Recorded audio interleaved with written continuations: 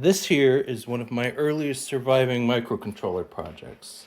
So we got an early 2000s extremely cheap digital camera here with the shutter button wired up to a little bottle with a microcontroller, an opto isolator, some LEDs. And this is what the pros call an intervalometer. So it's for making time lapses. Let's see if it still works. Let's see, so you need 5 volts in here. I think it goes this way. Oh yeah, you have to turn the camera on.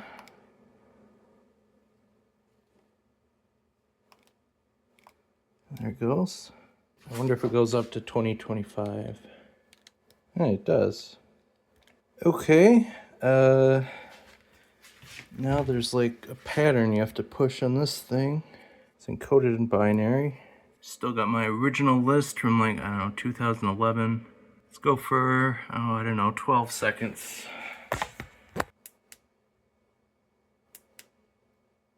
So that should be 12 seconds right there. Let's put this on a stand. All right, we'll give it something to look at. And we'll throw in a couple of clocks.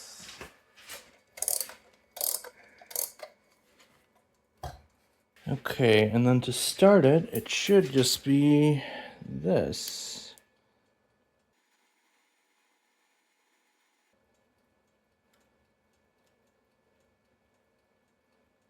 I think that's working. All right, well, let's leave it there. Okay, 12 seconds between frames was obviously too short, but I sped it up and it still works. Although nowadays it's built into your phone, which can do a pretty much lot better job of it. But either of these two cameras are really good for, less than a day, few hours here and there. What I really want to see is a long time lapse. Like something over the course of weeks or years. That's not really a very common topic, because it takes a lot of upkeep. I mean, you have to take care of a camera for that long and make sure it doesn't move. I forgot about that idea until I went to college, in a location so remote that it makes Google Earth lag whenever you try to load it, Michigan Tech. I spent most of my time there doing actual coursework, going to pep band events, and working on completely unrelated personal projects in electronics and programming, like when I built my first Geiger counter, or that time I built a little rover I could drive around my house and visit my dog, but that's a story for another time. Overall, I'd rate my Michigan Tech experience as good, but this video has really nothing to do with that, and everything to do with Michigan Tech's webcams. Because if you think you want to go to college in the middle of nowhere, you should probably check first and see what it's like before taking a 10+ hour trip to visit. That is more snow than we get at home. Thus, the webcams, which have been featured prominently on the Michigan Tech website since about 2001. Nowadays, they even have live webcams with high-quality real-time video. But when I got to it around 2015, the webpage looked something like this. And this is really where the story starts, because all we need to do is right-click one of these images and open it in a new tab and check out that URL. The active webcams in 2015 were 7, 11, 12, 13, 14, 15, 16, 21, 26, 30, and 31. As it stands, I don't have every webcam, like I don't have the new one for East Hall. I think that's at webcam like 46 or something. But anyways, it was on that day, October 14th, 2015, that I decided for whatever reason I was going to grab an image from every webcam at noon every day. So I wrote a script to do that, and then put it in my cron tab. And then a few weeks later, I realized I'd forgotten about daylight savings time, so I updated it to do 4 p.m. UTC every day. And the script has been the same ever since, which means, amazingly, that all of the links still work. You go to the Michigan Tech website now, and all of the still image links for the webcams are completely different. So if you're the webmaster that's been keeping these links working all this time, thank you, and I hope they keep working for another 10 years. Now I'm going to let the full capture play out at the end, but I wanted to share a few highlights. So apparently I captured the construction of an entire new building. That'd be the H-STEM building, if I'm reading this correctly, which is like the new biomedical building. The clock tower did not exist when I first started capturing images, but it did pick up that webcam eventually, and you can very clearly see where daylight savings time happens. I don't have the webcam for the new East Hall construction, but you can just about see it behind the Rosé building in this wide shot. And there's a boat of some kind right here being frozen in the Portage Canal during winter and then moving around when the ice thaws out. And sometimes you'll just see trees suddenly disappear.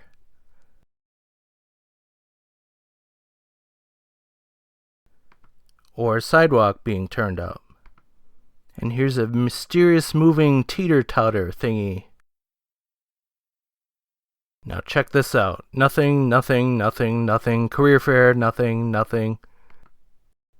On the broomball cameras, thanks to being high up on a pole, you can just about see the cool figure 8 pattern that the shadow traces out over the course of the year. I know Michigan Tech isn't the sunniest place. What you can see though is how long the shadows get in the winter. Michigan Tech is at 47 degrees latitude, and then I guess combined with the 23 degrees that the earth is tilted, that means the sun only goes up to 70 degrees in the winter. I don't know, I'm sure someone will correct me in the comments. And another thing I looked for was like if people show up in the same like area on different days, which really doesn't happen. I mean, I don't really notice someone sitting on the same bench every day or people parked in the same parking spot every day. But it does happen. On 2 consecutive days, you might see someone that's in the exact same spot.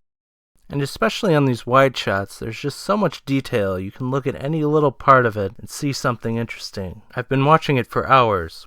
Now on to one of the other main events. One of the things I really wanted to see was what would happen to the new Irk tree, so named for the building that it's in front of. For whatever reason, there aren't a lot of pictures of the original Irk tree online, so here's one from like 1970. Although it can hardly be called the Irk tree, seeing as the Irk building does not yet exist. The meme building was also still being built. But the lift bridge looks about the same as it does today. Anyways, this is one of the few pictures of the tree when it was actually still healthy, and not dead and about to be cut down in 2010. All this means is that the new tree that they planted to replace the old one is a young tree, and for whatever reason I can't find any long time lapses of like a regular tree growing, of really anything that isn't like one of those I'm gonna take a picture of myself every day for like 30 years videos. There are a couple YouTube channels who take long time lapses of plants, like this clickbait one that says 15 years, but that's just the age of the channel, not a 15-year time lapse. Does this make my video the only time lapse of a regular old tree over 10 years? And it might actually be a little more impressive when it's sped up. You can really see how the tree grows during the summer, and then during the rest of the time it just sits there. With a pattern like that, it's not at all surprising why trees have rings inside of them. In any case, that's all the commentary I have. With any luck, we'll see you right back here in 2035 for part 2.